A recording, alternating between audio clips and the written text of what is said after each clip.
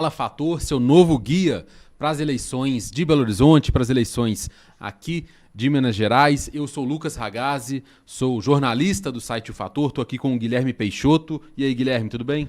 Bom dia, Lucas. Como é que você tá? Estamos de cara nova aqui, né?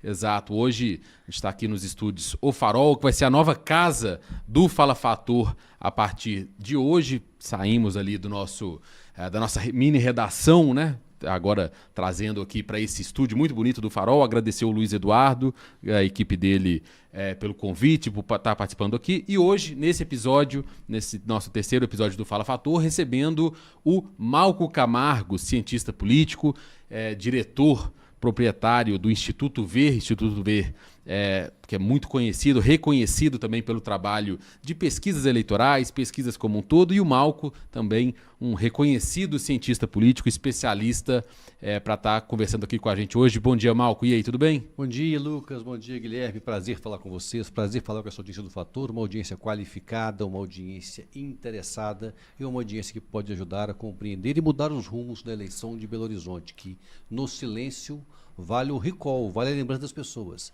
Não se discute Belo Horizonte e acaba se escolhendo aquele candidato mais conhecido, o que não é bom para a cidade.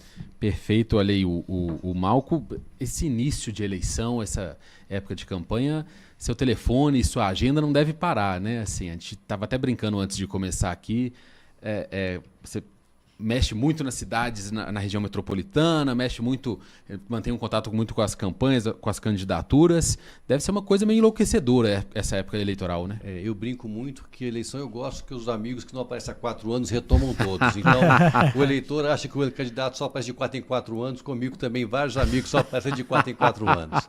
Agora, são amigos que trazem boas conversas, então é um tempo sim de muita atenção. E qual que é a grande dificuldade como empresa ou com um perfil igual ao meu? Porque eu tenho que atender um prefeito de uma cidade de 5 mil eleitores com a mesma competência que eu atendo o prefeito da cidade de São Paulo. Então a demanda de eleição municipal é muito difícil, exatamente por isso, porque você tem um mix de candidatos completamente díspare e todos apostam a vida naquele pleito. Então o nosso papel é atender todos da mesma maneira, o que é muito difícil. Cara, e dependendo, deve ser difícil essa conversa, esse contato, né? Chegar assim, às vezes candidatos que não entendem a seriedade ali da ciência política, da questão de pesquisas e tudo, e falar, eu preciso de uma pesquisa comigo na frente. Você já teve essa conversa? Já teve gente sondando? Tem muita oferta nesse sentido, inclusive algumas financeiras que se colocam assim, qual é o seu sonho, compartilhe o seu sonho comigo e realize o meu. Acontece. Agora, a gente do Instituto Verde tem um posicionamento de imagem que é importante. A gente é muito reconhecido por ninguém nunca ter comprado um resultado nosso na nossa história. Então, a gente pode não ser o instituto com maior visibilidade. Sim. Agora, entre quem está ligado na eleição, reconhece que não há nenhum na história. E é impressionante, se você vender uma vez para alguém, este alguém conta para o outro e você perde a sua credibilidade. Então, a construção de credibilidade ao longo desses 22 anos não é fácil e ela vai embora se você submeter a qualquer vantagem ou interesse em uma eleição. Cara, isso é importantíssimo, né? Igual tem... Às vezes surge um novo instituto, alguma coisa, e já vem aquele papo, aquela conversa, pô, mas quem que é esse pessoal e tudo? Sim. Não é o caso. O Instituto Ver está aí há anos, aí, 22 com muita credibilidade. Com o CNPJ. E faz as pesquisas que o Fator encomenda, né? É importante a gente citar isso, né, Lucas? Isso que a gente contrata, né? Junto ao TRE, é tudo certinho. Em breve teremos novas aí também. Malco, hoje é uma grande novidade nesta quinta-feira, porque o TRE definiu, depois de uma reunião com os partidos, com as candidaturas, a divisão do tempo e a ordem da veiculação da propaganda eleitoral, tanto na rádio quanto na televisão. Tem ali os conceitos, né, como que eles definiram esse tempo, por conta ali de quais partidos estão em cada coligação, cada partido com representação maior na Câmara Federal tem mais tempo, menor, menos tempo. Quem não tem aquela representação de 5 deputados federais nem entra mais, né? É uma nova legislação eleitoral agora. Vou falar rapidinho aqui, só para o nosso internauta que está acompanhando, o nosso amigo, ter também esses dados. A ordem, primeira pessoa que o eleitor vai ver na televisão e na rádio vai ser o Carlos Viana, senador Carlos Viana, vai ser o primeiro candidato. O Gabriel Azevedo vem na sequência, a Duda Salabert depois, aí Bruno Engler, Mauro Tramonte, Fuad Noman, e vai encerrar a campanha eleitoral o Rogério Correia, do PT. E agora a parte principal, né? O tempo de cada um que vai ter ali para explorar a sua imagem, explorar suas ideias. O Bruno Engler, do PL, vai ser o candidato com mais tempo de televisão e rádio, vai ter 2 minutos e 43 segundos. Depois dele, o prefeito Fouad Noman, PSD, candidato à reeleição, com 2 minutos e 34 segundos. O Rogério Correia, do PT, 1 minuto e 49 segundos. Gabriel Azevedo, do MDB, 1 minuto e 7 segundos. Mauro Tramonte, do Republicanos, com 50 segundos. O Carlos Viana, do Podemos, com 27 segundos. E a Duda Salabert, do PDT, ficou com o menor tempo ali disponível, 26 segundos. Vou abrir essa roda de conversa depois desses dados definidos nessa quinta-feira, fazendo uma pergunta primeiro. O tempo, esse tempo de televisão e rádio, ele ainda é muito decisivo para a eleição, como ele já foi antes? Esse é o ponto principal, talvez? Ele já foi o principal meio, mas ainda está entre os principais. Então, mesmo que ele não seja o único protagonista, porque era antes, agora ele é compartilhado com outros meios. Então, ter um bom tempo de exposição no horário eleitoral gratuito é o input necessário que as campanhas precisam. Na eleição municipal, mais do que as outras, há diferenças importantes, porque esse tempo é diário, todos os dias tem programa. Quando é uma eleição para deputado ou presidente, isso alterna. Um dia deputado, outro dia governador, então isso acaba tirando um pouco a importância do horário eleitoral gratuito. Neste caso, não. É diário e mais do que isso. Vem também a distribuição das inserções, aqueles comerciais que surpreendem o eleitor no meio da programação, e as inserções são os candidatos que têm mais tempo, têm mais inserções, os candidatos que têm menos tempo, têm menos inserções. E o terceiro ponto, a eleição começa, a gente estava falando aqui pouco antes, do envolvimento nosso e da loucura que já vem à nossa vida num ano eleitoral, né? Assim, a gente está muito ativo desde fevereiro, mas o eleitor, ele só entra no jogo quando a eleição chega na tela da casa dele. E ela chega quando começa o horário eleitoral gratuito. Então é a partir daí que aquele grande número de indecisos que as pesquisas mostram nesse momento começa a diminuir, quando o eleitor vai fazendo escolha a partir do que é apresentado a elas. Eu acho interessante, assim, a gente fala muito da quantidade de tempo que a cada um vai ter, como que isso pode ser decisivo, mas tem que ter o que mostrar também, né? Assim, se fizer uma campanha, uma propaganda de qualquer jeito, colocar, aí talvez vá até dar o efeito contrário, né? Um candidato ruim com muito tempo, o eleitor deve até ficar cansado, não vê. E por outro lado, Guilherme, em 2018 a gente teve o Romeu Zema do Novo no primeiro turno daquela eleição ao governo de Minas, com 18 segundos, 16 Bolsonaro segundos. com 17 segundos. Exato, né? E os dois acabaram vencendo a eleição, indo para o segundo turno. No segundo turno, depois, a coisa fica dividida igual, mas o tempo de televisão naquela não foi decisivo, né? O Pimentel, que naquela eleição tinha o maior tempo de TV, inclusive, nem foi para o segundo turno. Então, assim, é uma situação que eu estou curioso assim, para ver o que cada um vai ter para apresentar. Pelos primeiros dias de campanha, a gente vai abordar mais disso aqui, eu acho que o Bruno Engler vai conseguir aproveitar bem esse maior tempo dele na televisão, por enquanto. Eu acho que sim, vai ser a oportunidade do Engler mostrar ao eleitor que ele é o candidato do Bolsonaro em BH e, ao mesmo tempo, dele ratificar essa impressão que nós estamos tendo desde o debate da Rede Bandeirantes e dos primeiros dias de campanha, que é de um Bruno Engler focando mais em propostas e menos em questões ideológicas. Mas eu não sei se vocês dois concordam, eu acho que o principal beneficiário do horário eleitoral gratuito na rádio e na televisão, ao menos nesse início, é o prefeito Fouad Noman, porque ele vem travando uma batalha para se tornar conhecido e sempre fala isso em entrevistas, que precisa se tornar conhecido, precisa ter o rosto mais visto pelos eleitores, e o Fouad aposta muito nas obras estruturantes que a gestão dele tem feito pela cidade. Acho que vai ser um espaço importante para ele detalhar o que são essas obras e os impactos delas, né? A estratégia, pelo que a gente está vendo nesse início, Fouad fala em se tornar conhecido, mas se tornar conhecido por meio dessas ações. O que você acha, Malco, do Fouad? O Fouad ele tem um legado a defender, nem o grande desafio do Fouad é tentar ter como potencial de voto a mesma avaliação que ele tem na administração. Então, a prefeitura é bem avaliada, a prefeitura de Belo Horizonte historicamente é bem avaliada, a gente vê desde Patrus Ananias com prefeitos sendo bem avaliados, independente do posicionamento ideológico, independente da qualidade da gestão. os belo-horizontinos têm ficado satisfeitos com as suas gestões. E o Fuad também colhe uma gestão de um tempo, de uma administração bem avaliada. Não tanto quanto seu antecessor, mas é uma avaliação que tem mais positiva do que negativa. Fuad vai usar esse tempo. Para outro que aposta muito é Gabriel Azevedo. O Gabriel tem muita expectativa que com a eleitoral gratuita ele chegue a públicos que ele não consegue alcançar, que é aquele que está desinteressado em política. Ele vai tentar mostrar que Belo Horizonte que ele quer para os próximos anos, sabendo do seu desafio, que conversa com uma elite da cidade e precisa conversar para além dela e aposta na TV para isso. As primeiras agendas do Gabriel, inclusive, são tentando alcançar esses públicos, né? Ele foi à cabana do Pai Tomás, foi conversar com apoiadores embaixo da periferia, e ele aposta muito nos vereadores, nas chapas de vereadores, né? Para tentar furar essa bolha. Outro ponto importante que você traz, e tem a ver com isso também, que surpreende quem acompanhou Bruno Engler ao longo da sua pré-campanha. E assim que a campanha se torna mais quente, há uma mudança clara de posicionamento do candidato. As redes sociais dele, quase todas, eram todas como se fosse uma homenagem a Jair Bolsonaro e uma reprodução de algumas pautas de costumes ou pautas que seja contrários a alguma candidatura e não a favor de Belo Horizonte e nem a favor do que espera os belo-horizontinos. E entrou na campanha com uma nova roupagem. Sim.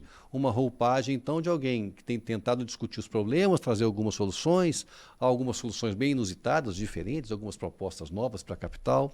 E vamos ver como é que o eleitor vai perceber, se vai gostar mais ou menos deste Bruno que tenta discutir a cidade. A gente comentou isso até no primeiro episódio, o debate da Band, como o Bruno ele aparece com essa nova roupagem já no debate, né?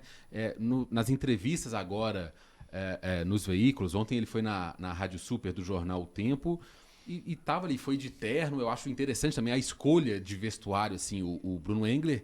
Fora da Assembleia, a gente está acostumado a ver ele de uma forma mais informal. Agora ele tá parecendo, ele tá fazendo meio que o contrário ali do que fez o próprio Bolsonaro, né?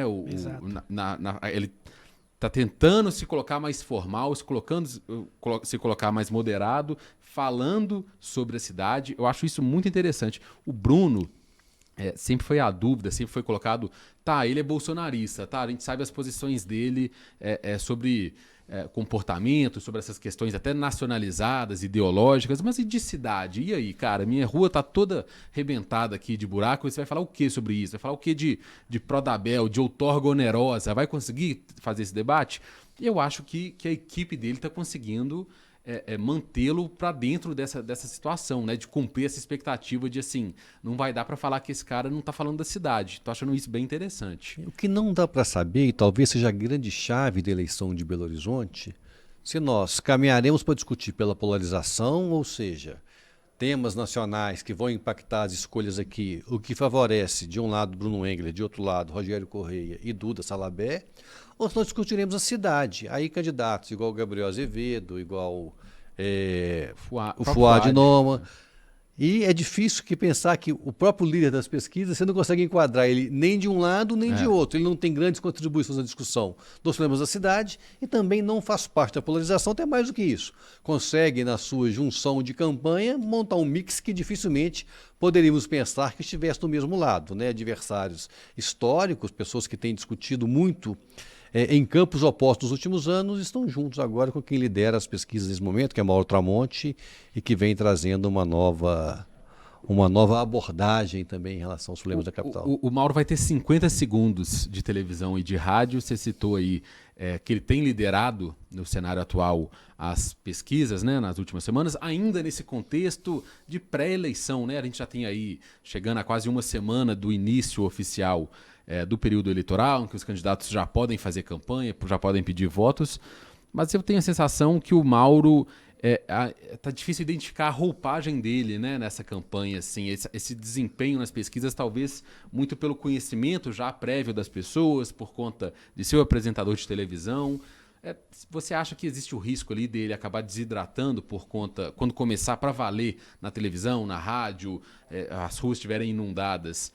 Essa figura do Mauro, ele vai ser pela primeira vez questionado, né? Assim, mas e aí, você pensa o que sobre isso? Você tem o que a propor? Você é Bolsonaro ou Lula? Sobre muitos temas, Exato. Né? E isso será que vai fazer diferença? Minha questão é um pouco essa também, assim, para o eleitor. Será que o eleitor está interessado só de gostar e confiar no Mauro ou ele vai ter que apresentar algo a mais? O que você acha? Lucas, é interessante olhar para trás nos avanços da disputa que conforma o tempo que chegamos hoje e pensar quem foram os protagonistas que lideraram as pesquisas até o momento. Foram 3, e os 3 têm o mesmo perfil. Enquanto havia Eduardo Costa como uma possibilidade, ele liderou. Depois era Carlos Viana, que liderava. Agora é Mauro Tramonte. Isso mostra como a ascensão e queda de quem vive do seu recall, da sua lembrança anterior, pode ser fugaz. Então, quando o Viana entrou, Eduardo Costa começou a diminuir, o Viana pegou, ficou com esse lugar de primeiro lugar. Quando o Tramonte entra, ele pega o lugar do Viana e coloca o Viana lá na rabeira da disputa. Então, isso mostra como que o recall ele traz uma preferência, mas uma preferência que não é consolidada, que o eleitor pode abandonar por uma outra oferta a qualquer momento.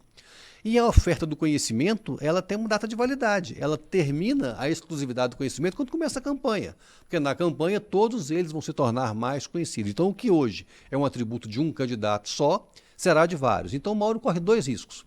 O primeiro é a perda desse lugar de reinado por ser o mais conhecido. E o segundo é, quando for conhecido, que Mauro Tramonte que chega para Belo Horizonte. Os belo-horizontinos ainda não sabem, ainda reconhecem ele como um apresentador de televisão.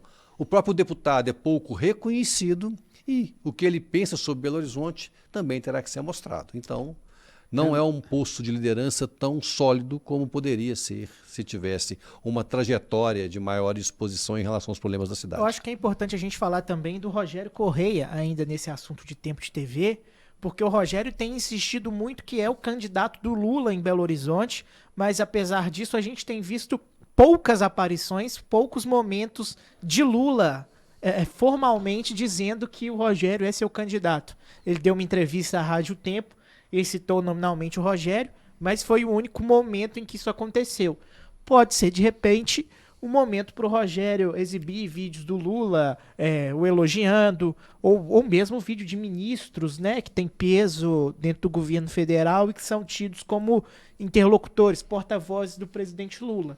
Acho que a grande esperança dele para consolidar essa imagem de candidato do Lula é o horário eleitoral, né? E agora é importante dizer, não adianta um candidato dizer que ele é apadrinhado por outro. A mensagem tem que vir do padrinho. O Lula fez uma estratégia interessante, né? No sábado passado, ele foi para a sede do PT em Brasília e gravou depoimentos para diversos candidatos que ele não tinha feito até então. Certamente, o Rogério também tem um vídeo do Lula que deve estar guardado para ser usado em algum momento, de fato mostrando que ele é o candidato do Lula em Belo Horizonte. Agora, é bom dizer, o Belo Horizontino não vai votar no Rogério Correia só por ser o candidato do Lula. O Belo Horizontino não vai votar no Bruno Engler só por ser o candidato do Bolsonaro. Rogério, para além de ser candidato do Lula, tem que ter boas ideias para a capital. Bruno, para além de ser candidato de Bolsonaro, tem que ter boas ideias. É um ponto de partida o apoio, mas nunca é o ponto de chegada. E esse é o desafio de Rogério e de Bruno Engler neste momento. E falando no candidato do Lula, vamos agora para a Duda Salabert, que tem o menor tempo de TV, 26 segundos. É uma candidata do campo de esquerda, mas sem o Lula. A Duda Salabert vai ter que entrar aí só com o rosto, assim, sem um padrinho por trás nessa campanha, com pouco tempo de televisão, com certa estrutura, né, do PDT, com certa estrutura ali do fundo eleitoral, com uma estrutura grande nas redes sociais, muito conhecida, muito bem tocada nas redes sociais, mas eu fico curioso um pouco também como que pode ser essa campanha da Duda Salabert. Pelo menos nesses primeiros dias eu sinto que ela fala muito para a bolha que já é dela, para o eleitor que já é dela. Falando de animais no mercado central, falando ali em direitos, né, de minorias e tudo. Ainda pouco se debateu sobre Belo Horizonte. Talvez a Duda ali esteja num mesmo patamar que outros candidatos que estão com certa dificuldade de falar de problemas reais do dia a dia de Belo Horizonte para convencer esse eleitor. Vai ser um problema para a Duda, ela não pode usar a figurinha do candidato do Lula, né? Ela não é a candidata do Lula, é o Rogério Correia. Ela não vai ter uma figura nacional. E não vai ter tampouco o Ciro, né? Que fez críticas a ela. Exato, o Ciro Gomes classificou ela como uma candidata ruim, né? Fez uma uma declaração muito complicada. Parte Até um do pouco PDT fora aqui, do tom, né? Assim. total. Parte do PDT queria apoiar o Fuad Noman, né? Parte do PT também. Então, assim, as duas candidaturas de esquerda estão meio que naquele trupica, mas não cai, né? Naquela coisa assim, que foi por pouco que quase que não saiu. Como é que você vê também a figura da Duda nessa campanha? Assim? A Duda tem um terceiro ponto que é importante, além dos dois que você já tratou, e o que a grande proposta dela seria uma transformação na educação da cidade de Belo Horizonte. A questão é que a educação aqui já vem sendo bem resolvida com o passar do tempo. Os principais sucessos da Prefeitura de Belo Horizonte foi exatamente na inovação das políticas em relação à educação, que começou na educação fundamental, agora está na educação das creches. Então, a Prefeitura de Belo Horizonte já vem entregando uma boa oferta. Ou seja, E a Prefeitura de BH não tem gerência sobre o ensino médio, né? Exatamente, Bom lembrar. está nas mãos do Estado. Então, da parte que cabe à Prefeitura, o trabalho tem sido feito e mais do que isso, é modelo para várias outras cidades. E é bem avaliado, E né? muito assim, bem avaliado e reconhecido. Então, a pauta principal dela não é tão... Eu vejo a Duda, o que ela traz uma novidade, ela traz um calor diferente pela sua própria trajetória, sua própria história de vida. Então, assim, digamos assim, a Duda é cool, ela é nova, ela traz um frescor para a disputa. E isso é interessante, né? Porque a política é feita só por velhos, a política que está antiquada, a política que não debate, é importante que a gente pense alternativas de renovação dela. E a Duda cabe bem neste papel. Só que à margem da estrutura política.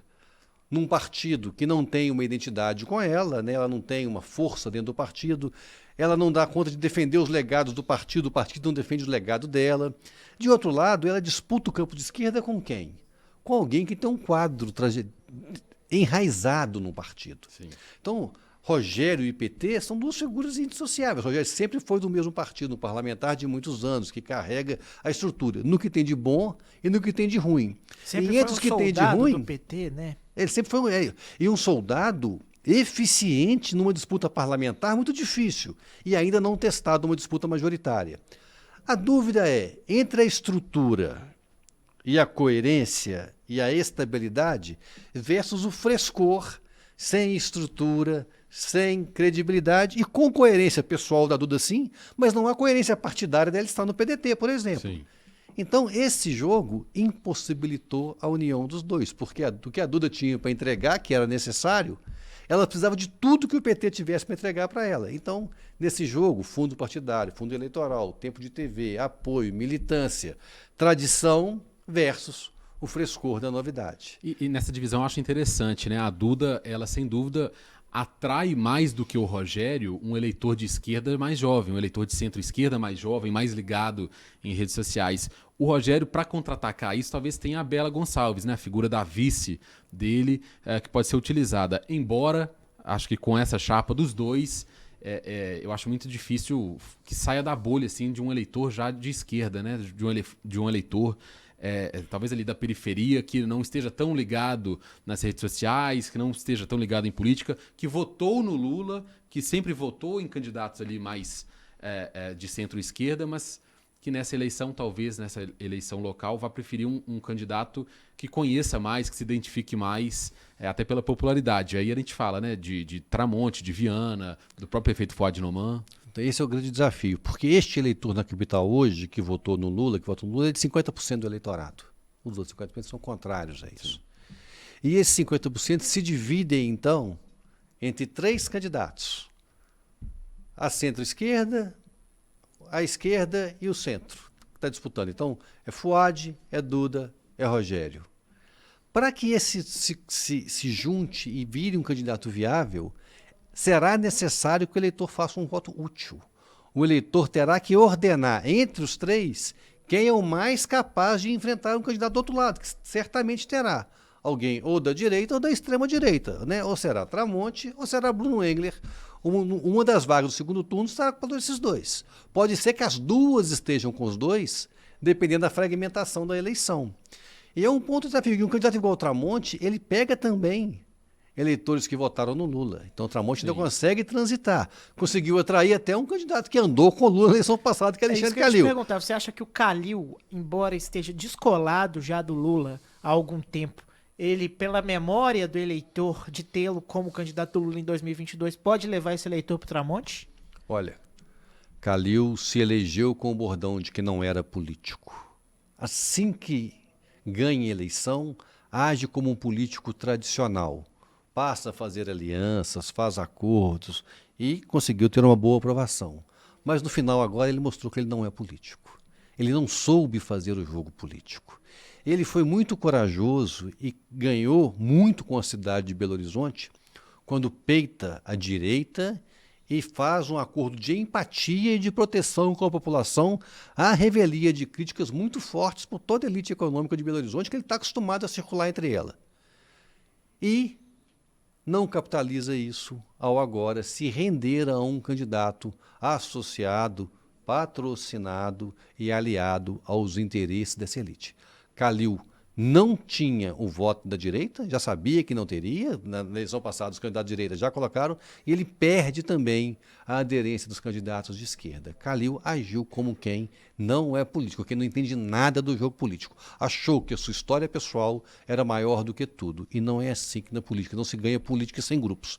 E Calil agora não tem mais grupo político. Ô Malco, em 2016, na campanha que o Calil ele vence, o adversário do Calil no segundo turno, o João Leite, ele, ao longo ali do segundo turno, bem no início do segundo turno, o João Leite ele publica uma foto ao lado ali de uma série de outras lideranças políticas do MDB, do Democratas, de vários partidos assim, e lideranças políticas que já tinham uma história, já estavam ali com uma imagem carregada. Vamos lembrar que em 2016 era aquele período de Lava Jato voando, de impeachment, aquele período ali que ninguém queria saber de político e tudo, e o João Leite vai e publica aquela foto cheia de gente de terno, de homens brancos, assim, com história de político e tudo, com aquela pecha.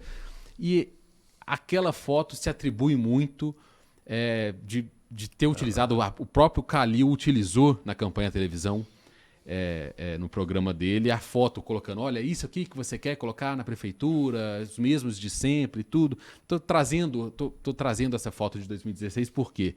Porque a campanha do Mauro Tramonte talvez vá sofrer alguma coisa desse tipo. Você está reunindo ali o pessoal do governador Zema e o pessoal do Calil juntos, mais o pessoal do seu partido Republicanos, sabe? Vai juntar ali. Você acha que o eleitor ele talvez identifique alguma coisa de tipo, gente, está faltando coerência aí? Será que é isso que eu quero? Você acha que tem esse risco?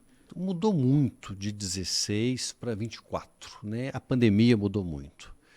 Por que a pandemia mudou? Porque em 16 e 18, o eleitor chega às urnas com ódio dos políticos. Ele não vota com o cérebro, ele vota com a bilis, ele vota com o estômago, enojado pelo que ele estava vendo na política. E faz escolhas de tentar revolucionar o processo político brasileiro. Então é aí que entra a não política do Calil, ali que entra Romeu Zema, ali que entra Bolsonaro, os candidatos que a princípio fora do espectro político. Em 20, o eleitor muda a sua relação com a política porque ele percebe que ele precisa das políticas, precisa dos políticos, ainda mais quando está ameaçado. E em 20, o eleitor estava ameaçado em 3 medos que abalam qualquer ser humano. Primeiro, o medo da morte. A pandemia ameaçando a vida de todos nós. Segundo, o medo da fome. Ninguém sabia como seria o dia de amanhã. E o terceiro, a perca do valor do trabalho. Ninguém sabia que os trabalhos poderiam continuar. Então, ameaçado pelo desemprego, pela fome e pela morte, o eleitor olhou para os políticos e pediu socorro. Os políticos souberam fazer isso, e Calil soube fazer, ganharam muito a confiança do eleitorado.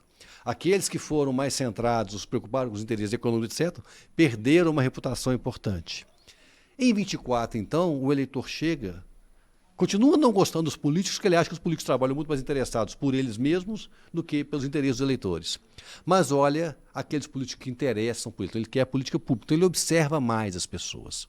Ao observar, pode ser a grande virtude que alguns candidatos apostam, do eleitor olhar mais e prestar atenção em políticas e não cair em contos fáceis, em palavras fáceis, ou mesmo em shows que são protagonizados, como a gente está vendo, por exemplo, em São Paulo, com o candidato Pablo Marçal, que vai criando cenários dioturnamente para tentar seduzir o eleitor. O próprio Marçal diz que não é papel do debate apresentar propostas, se quiser vai no plano de governo, né? Ele usa muito para confronto, é muito isso mesmo. Ô, Malco, agora passando um pouco de pauta para frente, a gente teve aí essa primeira semana, os primeiros dias de campanha para valer na rua e tudo, ainda não chegou na televisão e no rádio, mas né, os candidatos já estão podendo pedir voto e tudo. Eu reparei alguns candidatos com muita dificuldade em criar agendas, assim, eu presenciei, eu não vou revelar o nome nem nada, mas eu presenciei uma pessoa de uma campanha que está participando assim de uma campanha a prefeito, estava conversando, estava tomando um café com essa pessoa, e essa pessoa numa ligação, numa luta para tentar achar, não, a gente tem que ter uma reunião com não sei quem, a gente tem que ter uma reunião com esse sindicato, com essa associação, a gente tem que aparecer, não sei o quê, e Quase nada. que um brainstorm, né? Assim, a gente precisa de agenda, e é uma dificuldade tremenda. E assim, até vendo, tem aquele clichê, né, do candidato que vai tomar um café no centro da cidade, no Café Nice, aí come um caol no Café Palhares depois, uma coisa até boba, assim, tradicional já. Mas você acha que esse tipo de agenda, assim, a gente teve aí o Mauro Tramonte reunido com a Associação de Guardas Municipais, o Rogério Correia teve reunido com professores do ensino fundamental. O Fuad foi conversar com o pessoal da Feira Hippie. Então, assim, essas agendas, é lógico que você é candidato, você tem que propor, você tem que dialogar com os setores da sociedade e tudo, mas essas agendas, da forma como a campanha sempre foi feita, elas ainda são importantes, assim, para o eleitor presta atenção nisso, ou o candidato está falando com um nicho muito específico e meio que está perdendo tempo? Assim? O que você acha? Hoje o que as pessoas querem nas agendas é captação de imagens. Então eles buscam muito ter reuniões que tenham alguma capilaridade, que dê alguma atratividade para ter mais gente, para que as imagens possam circular nas redes sociais e nos programas de TV. O grande risco do candidato é ficar sempre sozinho ou apresentando proposta em letter na televisão. Quem sabe que isso não gera voto. Então não se discute plano de governo agora. Mostrar popularidade, capacidade de atração de pessoas é importante, eles buscam isso. Agora é muito difícil, porque como nós dissemos, o eleitor neste momento, até entrar o horário eleitoral gratuito no rádio e na televisão, não vai parar para poder fazer reunião política, etc. Quem faz isso são os vereadores que vão juntar agora os seus apoiadores e fazer reuniões de proximidade, porque os vereadores, sim, são próximos das pessoas. Eles são capazes de mobilizar pequenos grupos de 50, 100, 200 pessoas e colocar numa reunião. Fora deles, um candidato a prefeito não é capaz disso, porque ele não está tão próximo quanto um vereador. Então essa é a grande dificuldade. Bruno Engler vai sair em vantagem disso, ele vai conseguir regimentar porque ele tem mais fãs, mais seguidores que abrem mão em relação à causa, não da cidade de Belo Horizonte, mas à causa nacional. Rogério Correia também tem algum input, alguma largada, porque a militância do PT também consegue fazer isso, e os outros terão muita dificuldade de colocar gente na rua, gente na eleição. Eu estava nos Estados Unidos semana passada, uma eleição bastante acirrada presidencial lá. Não há um movimento de rua, zero. Você roda pelas cidades, roda nos lugares, não parece que estamos numa disputa tão acirrada igual o Talasco, com total incerteza de vitória. Uma eleição silenciosa nas redes, nos eventos de campanha. A gente caminha para isso no Brasil também. Então, as pessoas mais preocupadas com o seu dia a dia e exercendo a cidadania no dia da eleição. O número de materiais na rua diminuiu, né? Se você fizer comparações com anos anteriores, não há mais tantos cavaletes, bandeira, bandeiraço, né? Citru, que é aquele adesivo que você coloca no carro. Tudo bem que as regras de ocupação dos espaços públicos com materiais de campanha, elas foram enrijecidas ao longo do tempo, mas diminuiu, né? Ainda bem, né? Não, Ainda era bem, uma né? sujeira. Quando a gente gasta tanto com este material, quando a gente coloca as pessoas pagas circulando bandeira, segurando bandeira nas costas, balançando isso o dia inteiro no sol, Bandeiraço no semáforo. mostra um candidato muito mais preocupado com a sua eleição do que com a saúde de seus próprios apoiadores. Então, é necessário mudar esse estilo de campanha. Ele é caro e é pouco eficiente, porque ainda mais, essa comunicação só leva a foto e o número do candidato e mais nada. Soa como artificial, às vezes, né? Soa como a força do dinheiro na eleição e isso precisa ser diminuído. Eu não esqueço, na campanha de 2014, eu era estagiário do jornal O Tempo, e no dia da eleição, um dia antes, assim, na madrugada, do sábado para o domingo da eleição, eu fui para alguns pontos perto de onde eu morava, eu estava com essa matéria na cabeça, essa pauta para fazer. porque sempre me impressionou o número de santinho no chão em dia de votação. Assim, é uma sujeira. Tem cena de uma senhora até escorregando e caindo assim em santinho, de tão sujo que não dá nem para ver o chão da rua. Eu fui para frente de 2 escolas lá da região da Pampulha na época e vi, cara, combis assim chegando de madrugada, não tinha ninguém, e as combis tirando o santinho e jogando no chão mais de um candidato. Assim, era um serviço, era uma coisa louca, era o desperdício de dinheiro também. E a aposta de quê? Que o eleitor é tão desinformado que o eleitor não merece a consideração de ter uma empatia com alguém, que ele vai na última hora, antes de entrar, olhar para o chão e pegar um lixo qualquer, né? Que se ele pega no chão, ele está pegando um lixo qualquer e vai levar esse lixo para as urnas. Então, é uma aposta numa desvalorização da capacidade do eleitor de fazer a sua escolha. É surreal, é surreal. Na toada dessa dificuldade de criar agendas, de criar uma campanha, eu acho que o destaque dessa semana é o senador Carlos Viana. Carlos Viana, simplesmente na terça e na quarta-feira, não teve agenda pública. Ficou ali, colocou lá agenda de campanha, despachos internos. Pô, deve ser uma reunião importantíssima, né? Vai conseguir quantos votos nesses despachos internos? Essa campanha do Carlos Viana continua me chamando muita atenção. Primeiro pela novela da questão da vice, que não terminou. O Carlos Viana, essa semana, deu uma declaração falando que a vice dele será a Kika da Serra, que já foi acertado, e a direção do partido dele disse que não tem nada acertado. A vice registrada no TRE é a Renata Rosa. O quanto que essa campanha, parece que aos trancos e barrancos ali, pode prejudicar o Carlos Viana. 2 dias sem campanha pública, já de cara no início, problemas com o partido, problemas ali estruturais. Como que você está vendo assim esse início do Carlos Viana? Não é novidade ter problema com os partidos, uma vez que ele é recém-chegado, né, entre mais um dos vários partidos que ele já passou na sua vida pública. Viana sabe que ele precisa, mais do que lutar pelo Juventude de Belo Horizonte, ele precisa lutar bravamente pelo seu mandato de senador, que está ameaçado, dado a falta de presença, de reconhecimento do trabalho dele nos últimos tempos. Eu acho que Viana não quer ser prefeito de Belo Horizonte. Ele quer mesmo a sensação. Demarcar um espaço e poder defender o seu legado para que ele possa, daqui a 4 anos, disputar a reeleição para senador ou mesmo, talvez, um outro cargo no qual seja menos exigido o volume de votos, dado que ele entrou numa boa oportunidade de renovação da política, surfa nisso, mas agora tem sido avaliado não pelo que ele poderia mostrar, mas porque ele de fato já mostrou, né?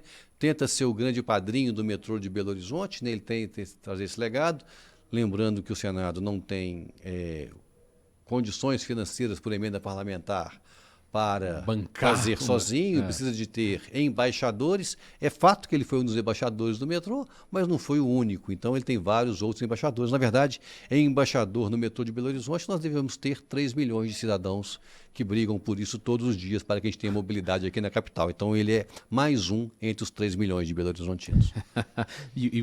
Um destaque, eu acho que o Carlos Viana está inovando. É a primeira vez que eu vejo uma campanha independente de vice-prefeita. A Renata Rosa, que é a vice dele registrada no TRE, tem publicado vídeos.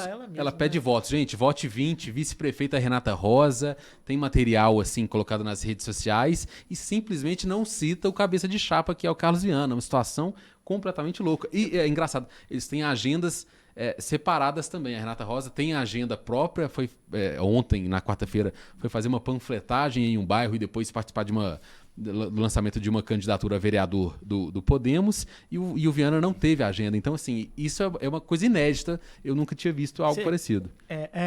Você lembra da história da chapa Jânio Quadros e João Goulart?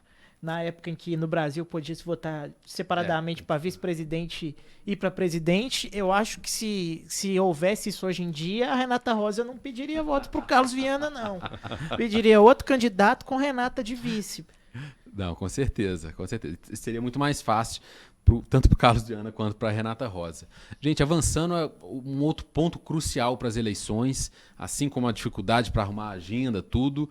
Essa também é sempre uma dificuldade que a gente acompanha as campanhas a terem. Doações, como que se financia. A gente tem um fundo eleitoral hoje muito estabelecido, que despeja muito dinheiro nas campanhas, mas depende da campanha também. Dependendo, o partido não quer apostar em um nome, joga um pouquinho ali para priorizar outros nomes. Agora, as primeiras doações que começaram a ser registradas no Tribunal Regional Eleitoral aqui de Minas, tem uma que a gente tem que fazer um destaque até muito curiosa. A empresária Luísa Trajano, dona, né, presidente do Magazine Luiza, doou R$50 mil ao PDT de Ibiraci, cidade de Ibiraci, no sul de Minas. Assim, a gente fez até contato com dirigentes, com membros do PDT, perguntando como é que foi isso, e eles não sabiam, foram surpreendidos, ficaram sabendo depois que a gente ligou. Esse repasse, depois numa apuração, se mostrou ali que foi uma homenagem, né, Guilherme, da Luísa Trajano. A Luísa original, entre aspas, que é a tia da Luísa Helena Trajano, ela começou a carreira no ramo varejista trabalhando na Casa Matos, um magazine lá de Ibiraci, uma loja que vendia de tudo. E então há essa ligação genética, né? Essa ligação no DNA da Luísa Helena Trajano com Ibiraci. A gente até perguntou, isso foi uma apuração que a gente fez, que a gente descobriu após questionar pessoas do PDT, né, Lucas, que nos ajudaram a desvendar o mistério. Mas oficialmente a Luísa não comenta. A gente procurou a equipe de comunicação dela, ela tem uma equipe separada da turma de imprensa do Magazine Luiza, e a resposta foi: Luísa não vai tratar desse tema. Um detalhe curioso aí, bizarro, aqui trazendo para Belo Horizonte, nós tivemos aí algumas doações já registradas também, que chamam a atenção. Primeiro, do candidatura do Pedro Rousseff, sobrinho da ex-presidente Dilma Rousseff, ele é candidato a vereador, recebeu já R$110 mil em doações sem ainda o fundo eleitoral, e a maior parte desse valor, os R$100 mil, foi doada pelo ex-ministro Valfrido dos Mares Guia, conhecido ex-ministro Valfrido dos Mares Guia, foi ministro do governo Lula e é ainda um dos bicudos, né, um dos caciques do PT mineiro, principalmente. Uma das pessoas de Minas com mais influência ante o Lula, né? Exatamente. Consegue a agenda com o Lula a hora que quiser. Trouxe o Lula para inaugurar uma indústria dele em Nova Lima, uma indústria em que ele é sócio. Então, é uma doação que chama muito atenção, porque teria sido até um pedido, né, da ex-presidente Dilma, essas doações do partido. Dilma é sem dúvida a ponte entre Pedro Rousseff e Valfrido. Outra doação muito relevante também que chamou a atenção, do empresário Rubens Menin, né, presidente, dono da MRV, do Banco Inter, da Rádio Itatiaia, da CNN. O Rubens Menin, ele doou R$500 mil para a reeleição do prefeito Fuad Noman e doou R$200 mil para a vereadora Fernanda Altoé, do Partido Novo, também candidata à reeleição. São doações que chamam a atenção, são doações completamente normais, do jogo, legais. Clésio Andrade também, né? As do Clésio Andrade, ex-senador Clésio Andrade. Empresário, né? Foi vice-governador de Minas no primeiro mandato do ex-governador Aécio Neves. Doou mais de 87 mil para 4 candidaturas. Uma delas da Marta Murta, lá em Vespasiano, esposa do ex-prefeito Carlos Murta. Todas do PSD. Malco, você acha que, só para eu terminar o raciocínio, a lógica dessas...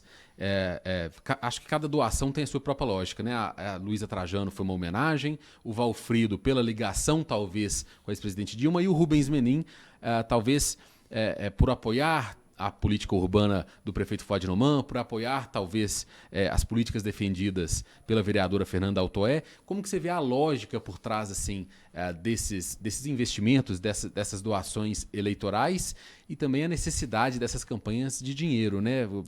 Eleição é muito caro, né? O primeiro ponto é que eu não tenho medo de nada do que eu vejo, eu tenho medo do que eu não vejo. Então as doações, quando são feitas claras, registradas, certificadas e acessíveis a qualquer um de nós, eu acho que é um grande mérito da política abrir para a participação, que as pessoas possam manifestar suas vontades e os seus interesses. Pode ser que o Rubens Menin depois só por ser atleticano, ou seja, então não dá para ter, mas elas estão às claras. O meu medo é aquilo que eu não vejo. O que eu não vejo é que eu apelo nos caixas 2 de campanha e esse sim, para mim, é o grande câncer da política brasileira. De outro lado, quando o fundo chega, o fundo também chega com transparência. Nós sabemos que o limite aqui em Belo Horizonte é alto, é R$36 milhões que pode ser doado para cá. E os partidos vão usar isso como de acordo com o seu interesse. Vão viabilizar o quê? A chance de sucesso do seu candidato e a sua capacidade de recurso. Esse é o cálculo que cada um dos partidos faz. E Mais uma vez, quando esse dinheiro é aplicado integralmente na campanha, eu não tenho medo nenhum do que eu vejo, eu tenho medo do que eu não vejo, quando esse dinheiro, às vezes, não é desviado para outros fins que não a conquista do voto do eleitor. Parabéns àqueles que doam com cara limpa, que se submetem, inclusive ao critério da imprensa, ao questionamento de vocês e busquem explicar. Acho que o papel da política é isso. A política é com transparência, com os interesses e com as paixões. E as doações privadas fazem isso.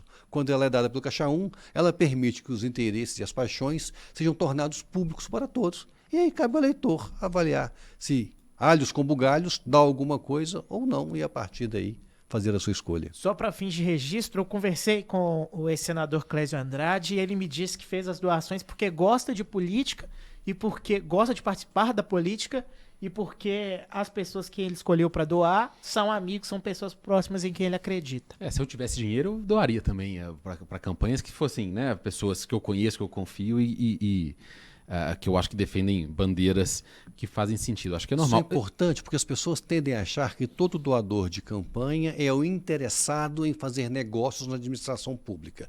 Já foi assim.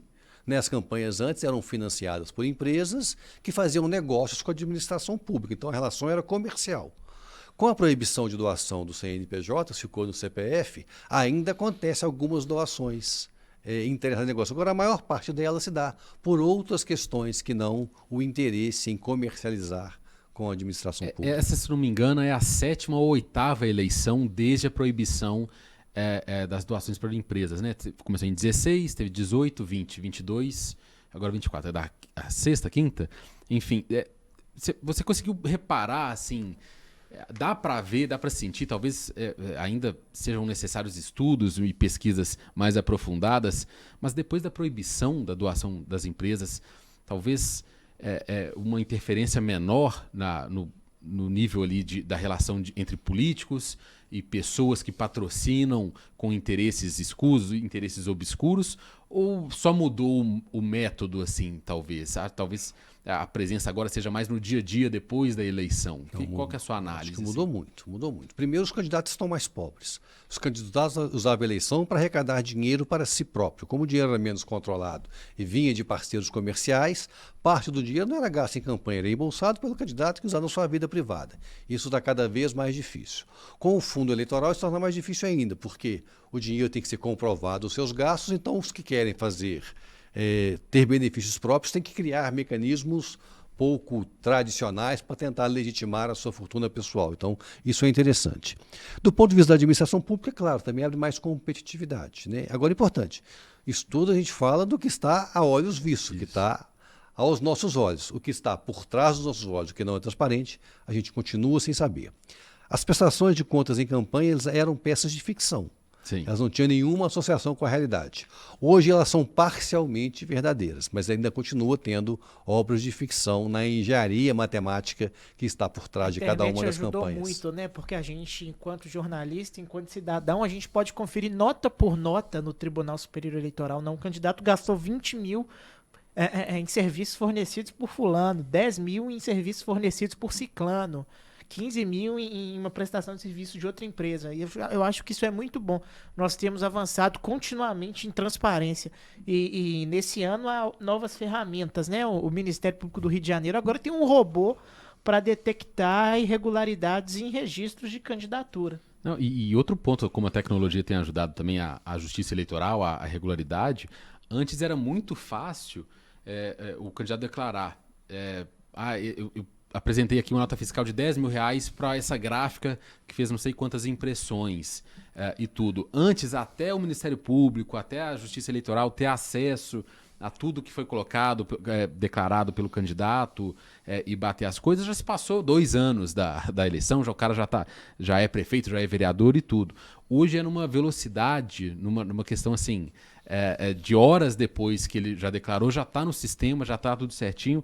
Então, assim, até a observação da justiça nesses casos mudou muito. Então, pelo menos há boas notícias também, né? Há uma evolução nessa situação. Não só da justiça, mas principalmente de personagens que são muito importantes. Eles são igual o fator. que está acostumado a fazer leituras de bastidor, que consegue cruzar coisas, consegue ter acesso público à informação, buscando fontes públicas. Então esse jornalismo investigativo, né, que o Fator faz, ficou muito mais fácil em tempos atuais do que era antes com o advento da internet. E é fundamental em uma eleição municipal trabalho igual de o Fator, que possa dar bastidores, que às vezes não entra numa mídia tradicional pelos diversos interesses, mas que pode ser trazido às claras para que o eleitor tenha de fato o real conhecimento do que acontece por trás da disputa. Todas as matérias sobre a doação da Luísa Helena Trajano, do Valfrido dos Mares Guia e do Clésio Andrade estão lá no Fator, no site www.ofator.com.br. Se você que está nos assistindo quer entender melhor os motivos que levaram cada um a doar, basta acessar. Seguindo na nossa pauta, Malco, uma matéria dessa semana também do Fator sobre o Barreiro, matéria do repórter Guilherme Jorgui, destrinchando ali o campo de batalha que é a região do Barreiro. É praticamente uma cidade à parte de Belo Horizonte. Se fosse uma cidade, seria uma das 20 maiores, com mais eleitores do estado, e um campo decisivíssimo para a disputa à prefeitura e para a disputa na Câmara Municipal. Hoje o Barreiro tem 7 vereadores com representação nessa região e tem dezenas de outros candidatos. A gente acompanhou de perto, o Guilherme Jorgui fez uma apuração muito interessante sobre como até é feita essa divisão ali nesse campo de batalha que é o Barreiro. Candidatos, uma parte fica no Tirol, outra parte fica em outra região do Barreiro. Assim, há uma divisão como se fosse uma cidade, um município mesmo. É muito interessante. Eu queria ver, você acha que uma região pode ser decisiva de verdade na eleição majoritária? E uma região, apesar dela ter uma região como Barreiro, tem 7 vereadores com mandato, ela acaba sendo super representada mais do que as outras, e isso pode favorecê-la? Na prática, eu não vejo isso acontecendo, vou ser sincero com vocês. Apesar de a gente ter tido a vitória aí com o Hospital do Barreiro, com outras questões, o Barreiro talvez seja a região com mais parlamentares, mas eu sinceramente não vejo ela sendo beneficiada proporcionalmente quanto a isso. Você concorda com isso? Concordo absolutamente com você. Primeiro, algumas regiões têm mais autonomia, mas as que estão à margem, né? Se você olhar Venda Nova também, ela tem uma dinâmica um pouco própria, uma mistura em relação aos interesses da região, etc. É diferente de quem está na Centro-Sul, na Oeste, nas regiões que são intermediárias, no qual a vida fica mais... Eu moro na região Oeste, eu moro no Gutierrez, eu estou na fronteira com a Centro-Sul. Então, eu não tenho identidade nem com uma nem com outra, né? Assim, onde que você mora? Eu moro em Belo Horizonte. Agora no Barreiro, não. Onde você mora? Eu moro no Barreiro. É verdade. Moro no Barreiro. Então, é uma identidade própria. Essa identidade é muito bom para o comércio local e é muito bom para alguns políticos que se aproveitam dessa apropriação dessa identidade. Dá muito certo para a eleição proporcional, no qual a identidade e a relação de proximidade é fundamental. Para a eleição majoritária não faz a menor diferença. O Barreiro vai valer com a quantidade de eleitores que ele tem. Agora, ele não vai votar num candidato porque tem relação com o Barreiro ou porque não tem, etc. Vai votar igual o Belo Horizonte como um todo. Não há grande diferença quando a gente faz pesquisas e vê cada uma das regiões. Não há uma região que tem um comportamento completamente distinto de outra na cidade. É claro que tem por renda, então algumas regiões mais ricas votam de um jeito, as regiões mais pobres de outro. Agora, você ser mais pobre no Barreiro ou ser pobre na região Oeste não vai fazer que você tenha um comportamento bem diferente. E isso você acha que é por falta de figuras que representem essas regiões, ou é uma questão característica mesmo que a divisão do eleitor ela seja mais por gênero, por classe? Eu estou citando isso porque o Barreiro teve por muitos anos a figura do Álvaro Antônio, que é conhecido, né, o prefeitão nome de do rua, Barreiro. né? Avenida. Foi vice-prefeito, foi secretário de Estado, tem aí seus filhos, tem, né, o filho é deputado federal, o Marcelo Álvaro Antônio, a nora ex-nora. ex-nora é vereadora, a Janaína Cardoso, e agora uma neta deputada estadual, a Amanda Teixeira Dias. Essa figura, assim, representando, você acha que isso era mais decisivo? Por exemplo, a escolha para ele ser vice-prefeito na época, nos anos 80, passou pela representatividade, pelo poder, entre aspas, que ele tinha no Barreiro? Ou essa figura não existe mais ou passou por outras questões? Cada político, quando chega dentro do jogo, ele traz o seu histórico, o seu cabedal de votos. Alguns eram por regiões, mas é cada vez mais difícil hoje. Normalmente, quem tem um foco muito regional está disputando as vagas proporcionais e não a vaga majoritária. E por mais que alguém, se um candidato que seja muito forte no Barreiro, ele vai entrar com a proporção do Barreiro em relação a todas as outras regiões. E Belo Horizonte não é uma grande região que domina todas as outras. Não é uma região que tem 50% dos votos. Elas estão entre 8% e 20% dos votos. Então, O Barreiro tem 11% dos dominar uma região, dominar o Barreiro, se tiver todos os votos do Barreiro, ele fica igual outros candidatos que estão pontuando na pesquisa Sim. com este mesmo patamar. Sim, eu sou muito curioso para ver como seria uma eleição no modelo distrital em Belo Horizonte. Acho que a gente teria umas mudanças muito relevantes na formação e no comportamento do eleitor aqui na capital. Você vai comentar algo do Barreiro? Não, só para além desses 11% de votos que o Barreiro tem, é interessante notar também como a turma já está indo para lá, né? Os candidatos, o Mauro Tramonte fez, por exemplo, uma caminhada por ruas do Barreiro nessa semana. Acho que muito porque lá tem comércio vivo, né? Exatamente. Isso, Barreiro e Venda Nova são importantes do ponto de vista simbólico, assim como o Café Palhares, etc., porque são lugares que você anda e consegue ver muita gente. Agora, isso mostra uma tristeza, né? Como é que o centro de Belo Horizonte hoje, você caminhar pelo centro, você não vê muita gente mais. O comércio não está mais no centro da capital, está em alguns lugares, algumas avenidas da cidade, e essas todas serão percorridas pelos candidatos. Já que você levantou a bola, eu vou bater pro gol, porque tem matérias muito boas sobre o comércio no centro, no Fator, né? Duas reportagens especiais feitas pelo repórter Marcelo Freitas, mostrando a situação deplorável mesmo do comércio do centro de Belo Horizonte. Os comerciantes, os empresários com muitas dificuldades de manter seus negócios. A série chama BH de Portas Fechadas. A primeira parte mostrando o problema, a situação, e a segunda parte tentando ali fazer um debate sobre as soluções. Uma reportagem especial em duas partes, muito interessante, do Marcelo Freitas. Vale muito a pena checar essa produção jornalística do Marcelo Freitas. Malco, agora só porque a gente está caminhando já para o final desse episódio, só para a gente não focar só em Belo Horizonte, mas para a gente abordar aqui as eleições ao nosso redor. Em Contagem, há um franco favoritismo da prefeita Marília Campos, do PT. A gente teve até uma desistência de uma candidatura, né, do Felipe Saliba, do PRD, que, pelo que nós apuramos, muito por conta, primeiro, da dificuldade dele despontar nas pesquisas, e segundo, porque o partido não via tanto interesse, tanto sentido em investir dinheiro numa campanha complicada, e terceiro, parece que houve também um certo pedido, uma certa articulação do ministro Alexandre Silveira para auxiliar mesmo a Marília Campos a tentar ganhar no primeiro turno. Como é que você está vendo Contagem assim? Existe uma chance do opositor, do principal rival da Marília Campos, o deputado federal Júnior Amaral, do PL, bolsonarista, né, tentar fazer essa polarização e levar essa disputa para ser ali quase que um plebiscito, um sim ou não a Marília?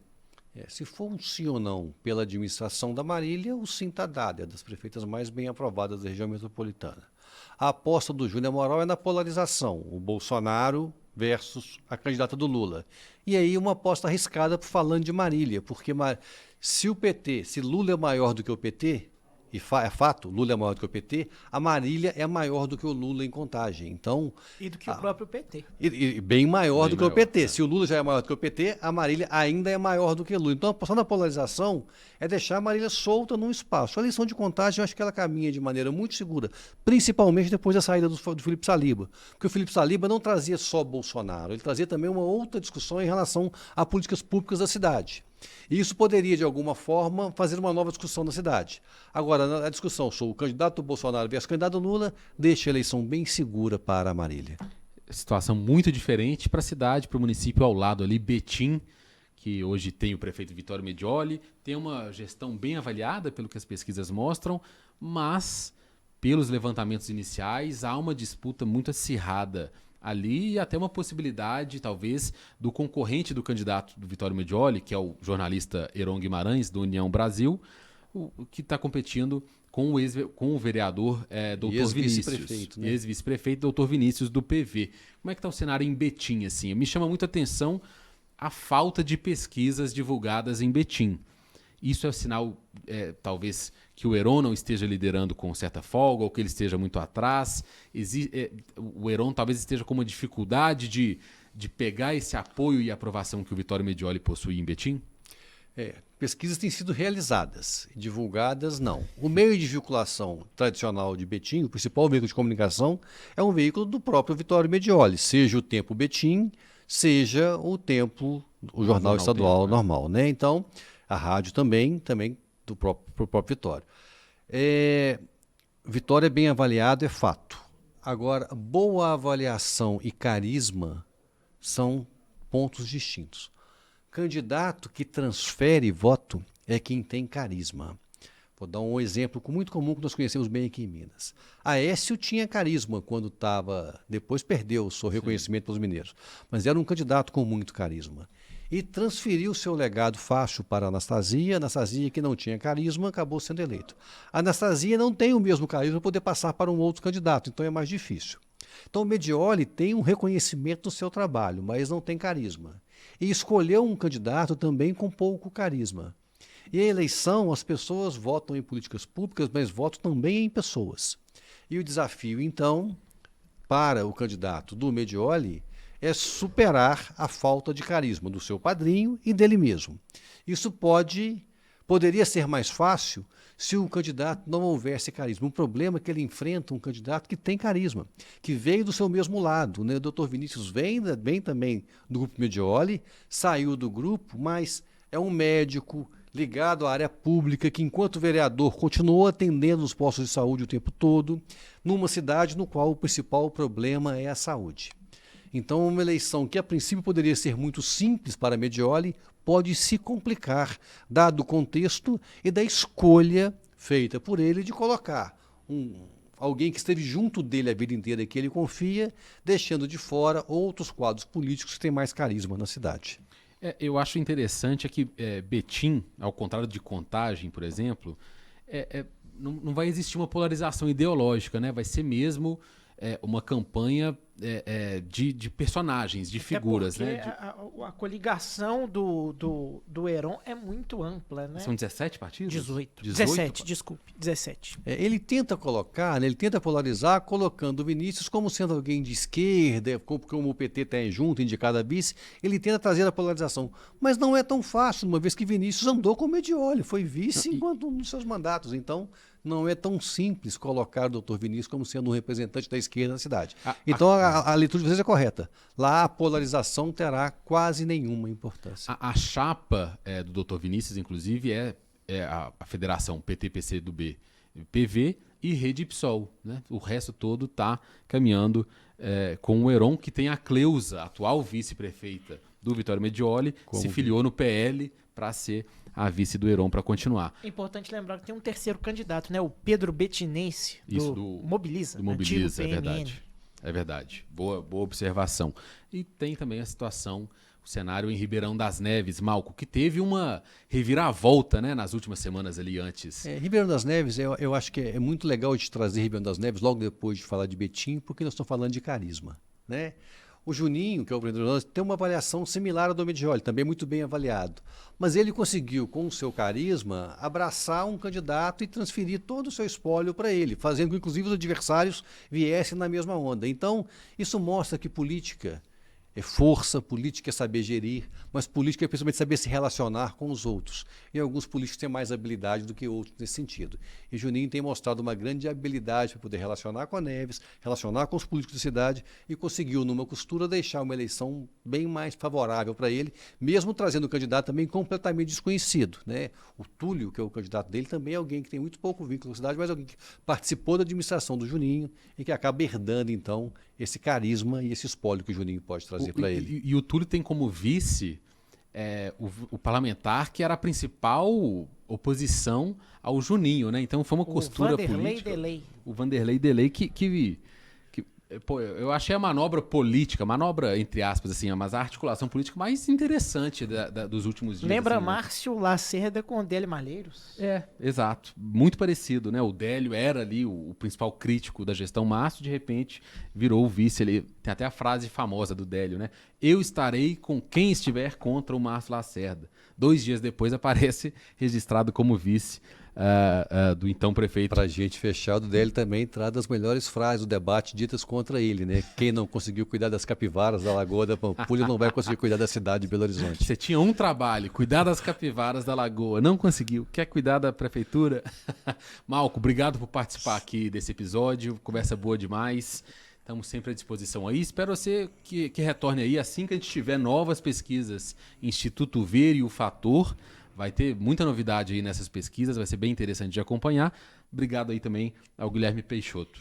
Obrigado a vocês, um prazer compartilhar com o Fator e compartilhar o sucesso que vocês vêm fazendo, principalmente nesse público que mais importa para o jornal, para o veículo, né, que é os formadores de opinião, os interessados em política com informações diferenciadas, um bate-papo de alto nível igual esse. Obrigado. Obrigado, viu, Malco? Bom demais estar com você sempre, Lucas. Valeu, até a próxima, gente. Semana que vem tem mais um episódio de Fala Fator e todas as nossas matérias, notas, bastidores, informações em primeira mão, tudo lá no fator.com.br.